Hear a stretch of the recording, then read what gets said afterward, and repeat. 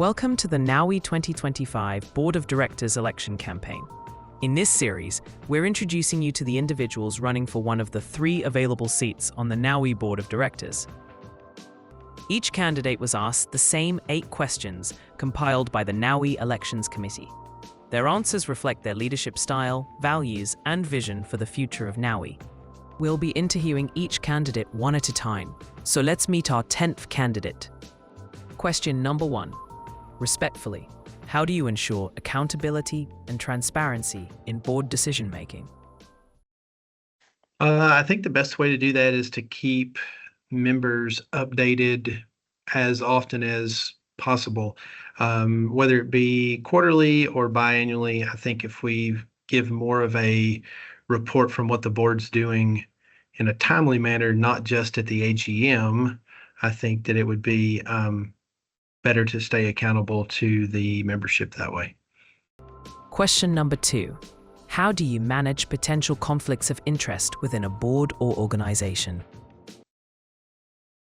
I think if I have a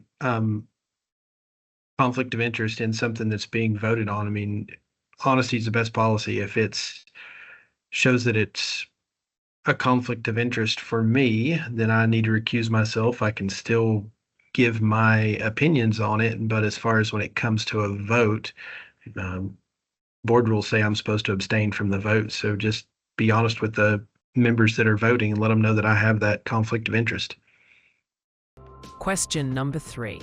What strategies would you recommend for diversifying NAUI Worldwide's revenue streams? I think NAUI in and of itself is an education organization. I think that we could potentially partner with other entities in the industry, whether it be a gear manufacturer or something like the partnership we have with Dan, and be able to educate our instructors to be able to relay that information to their students. I think in and of that would make NAUI more profitable. Question number 4. How would you approach fundraising in support of NAUI's programs and long-term goals? I think if NAUI's upfront and transparent about what our long-term goals are, what the fundraising specifically is for, I think it would be easier to get members on board as far as doing said fundraiser. I think it should be NAUI corporate's job to educate their members so that they kind of feel like they're part of what's going on, not just what's happening at the corporate level. Question number 5. With dive safety through education being one of NAUI's mantras, how have you effectively communicated safety and training standards to a broad audience? I think the best way that I've communicated those safety and training standards is to be able to relate events inside the industry, whether it be incidents or things that were prevented due to NAUI's training. I think using real world examples is the best way to relay that information to whether it be an open water student or an instructor candidate. Question number 6. How would you leverage storytelling to raise awareness about NAUI's mission and values? I think NAUI is doing a good job at current using things like social media to highlight or spotlight individuals inside our agency, relaying their experiences or their accomplishments to showcase what NAUI's mission statement is. Question number 7. How would you advocate for environmentally responsible practices within NAUI programs and operations?